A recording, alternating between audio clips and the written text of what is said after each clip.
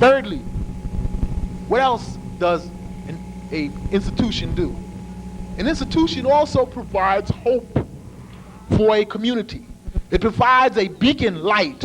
It is a light in a community. I don't know. It's been a beautiful experience being out here in Nairobi, seeing, nice green trees and clean streets and whatnot. But in my community, we live in a depressed community. The government is trying to run us out. Our community looks like World War II after the war without a Marshall Plan. You understand? Now, if it wasn't for the fact that our people could walk down the street and see some schools that were teaching our children, could see some stores that are operating in the interests of our people, could see some other kinds of institutions that are doing something, you see, what kind of hope would they have for the future? What kind of feeling would they have for the future? They would feel ashamed. Proceed. So, our institutions become a hope for our people. They become a light. Ooh, it's a dim light because it's a small light, but it's a light. And where there's a will, there's a way. Where there's a light, there's a chance that that light may grow into a fire. And that's what we operate on. That's what our people operate on. Hope. We operate great on hope. Okay, what are some things that we have had as an experience in terms of building institutions? One, we know that every institution has to have a nucleus, a cadre, a committed core of individuals, a group of brothers and sisters who are welded together toward the development of that institution against all obstacles and against all opposition. You see? These are brothers and sisters who come together regularly to study, to learn, to teach each other, to share experiences, who share similar values, who understand, who have a predictability of behavior, who understand that if one brother goes down this corner and go up that way, he's going to be over there in 10 minutes. See? This is the way this core of brothers and sisters who will develop the institution must feel about each other. So we must have a strong core, a strong nucleus. And if it takes time to develop that core or nucleus, sometimes it's necessary to do that. With our institution, it took us 2 years of struggle in the streets to develop the core of brothers and sisters who would then begin to found our institution.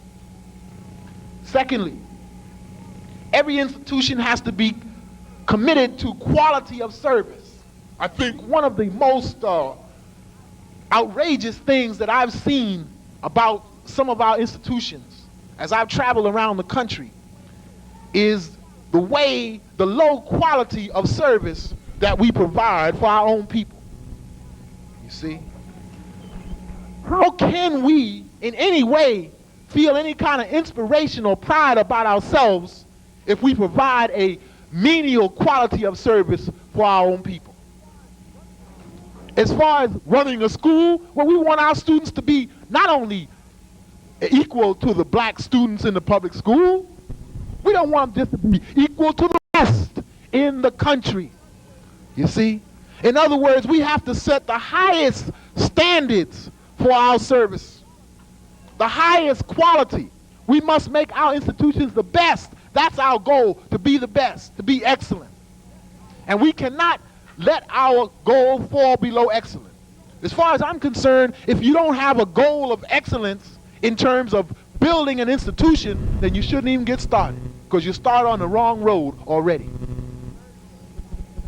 Thirdly, we have to be concerned about economics. Many of our people, they have a funny feeling about economics. People don't like to have their money ripped off. I went to a meeting, about 2 weeks ago, and some of the people were trying to organize against the poverty programs being wiped out. And they couldn't organize the people. And I couldn't understand it because I had no history of working with them, but I couldn't understand it. So I went outside in the hall, and I asked the sister, I said, well, the programs are going to be wiped out. Why aren't you all down with the organization? She said, the last time we got involved in this, we put in $12,000, somebody stole the money and went away. You see? That turns people off, right? Your economic records must be impeccable. You have to be able to go and say, here are the records. Here's where your money went. This is what your money was in for. Here's where it went. Here's how it was spent. You have to be economically accountable. Something which has not been, for us, a reality. We do all kind of thing with the money. And then, say, hey, it's only money anyway, But the reality of it is, for some of our people, that's all they have. That's all they can contribute is some money.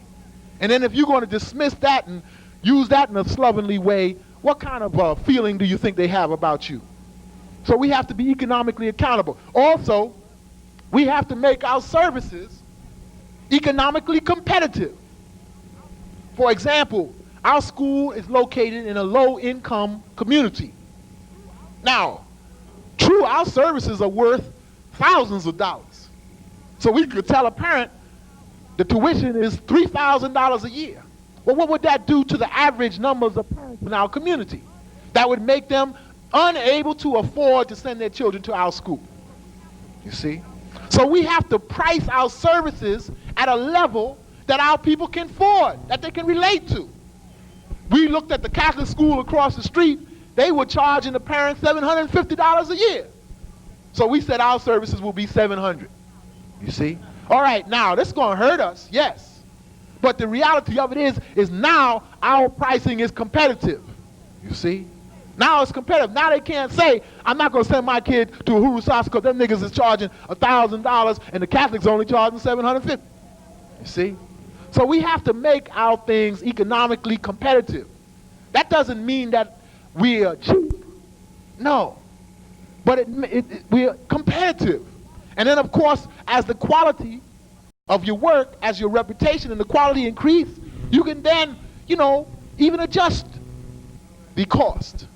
But you cannot start off being uncompetitive and expect the people just to patronize you based on some kind of mystic feeling.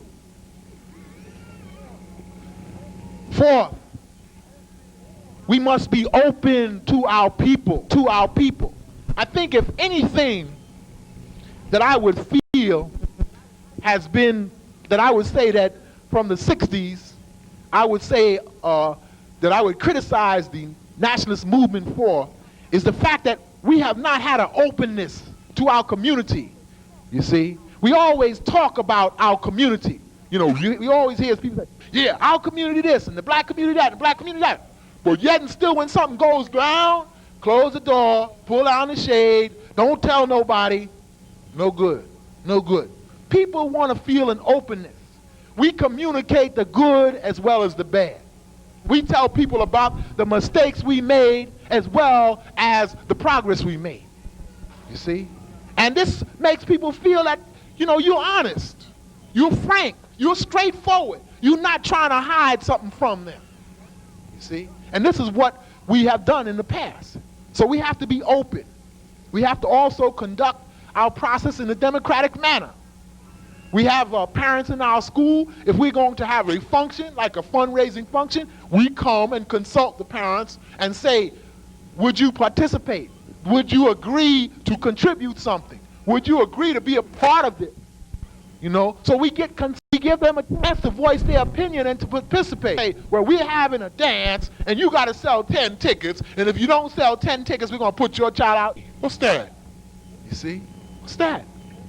So we have to be open to our people. We have to communicate and allow them a chance to make an input, a chance to make some kind of decision about their participation and their input. They made a decision, they made a choice in putting their child in your school. You see, they made a choice right then and there. So therefore, you have to respect them just as they have shown respect for you. We must be able to deal with transforming our success as an institution to the community at large, See, we felt that if we were just to operate this institution, and then this institution was not to have an impact on the general community, then we would be depriving the community of the benefits of our success. You see? So we could not become sectarian. We could not become closed. We had to be able to transform our success to the community at large to let them see what were the successes that we were having in our institution. So what did we do? We vowed to participate. The community had academic competitions. Our students participated. The community had athletic competitions. We participated. The community had cultural competitions. We participated. So that the community got to know that whatever kind of activity was going on, Uhuru Sasa, the East, and our institution was going to be participating on an equal basis. As a result, they began to respect some of the things that we had succeeded in doing. And people invite us, come and teach us how to do this. Come and show us how to do that. Come and be our guests and sit on this panel and show us how you teach reading and how you teach black history and how you integrate reading into black history and so on and so forth. And that's because we had an open kind of relationship with the community where our successes could be transformed into community successes as well. Finally, do we think that we've been successful?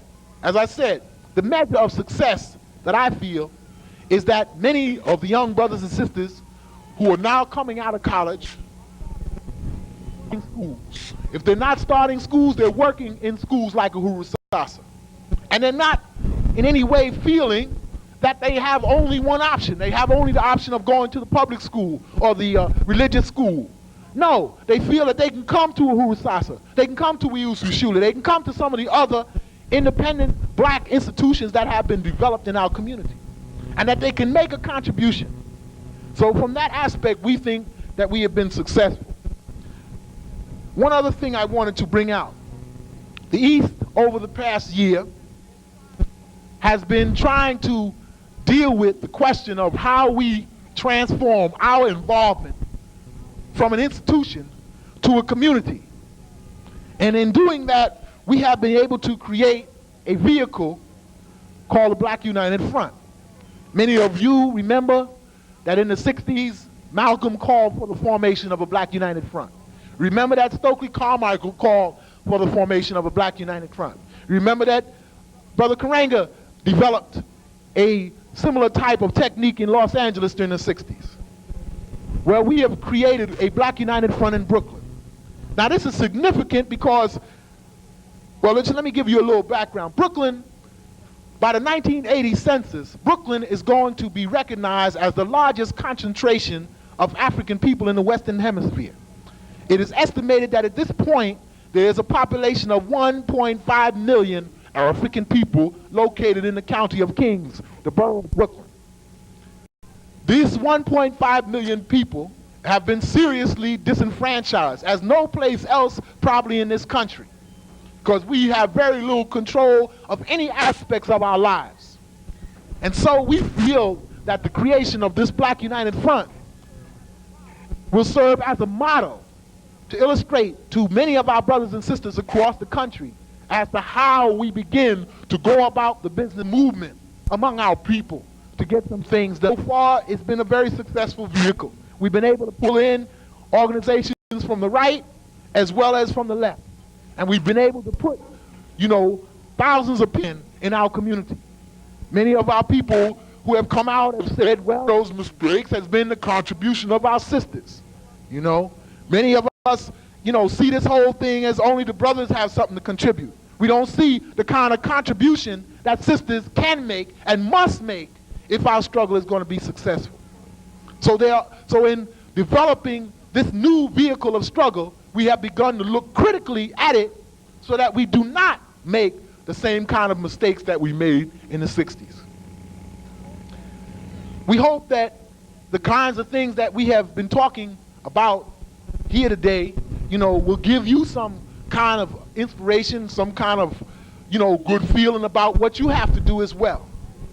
And we are always happy to share our experiences, to share our involvements, to share the kinds of these things. So often you go to these conferences and you hear so many speakers, but it's the proof of the pudding. The real meaning of the conferences comes not now, but comes, 2 weeks after now, a month after now, 2 months. What you do in your communities after the conference is over proves whether the conference was effective as a lot of hot air and you all just putting your hands together and amen it. You see what I'm saying?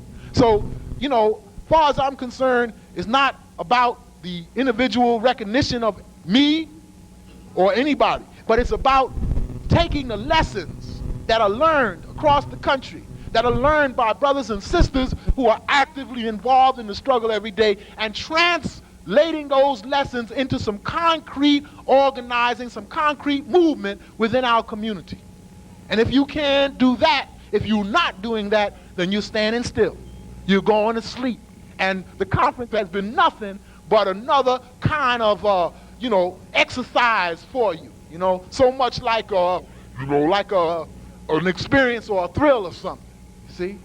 So we have to begin to move beyond that kind of level. I wish one day we went to a conference and we wouldn't even deal with talking about people's accomplishments. We wouldn't even deal with clapping and amen. We just deal with hardcore, you know, grasping of ideas and concepts and people putting those things into practice as soon as they leave. And when that happens, then hey, we know absolutely that we as a people are ready, that we as a people are ready to move forward.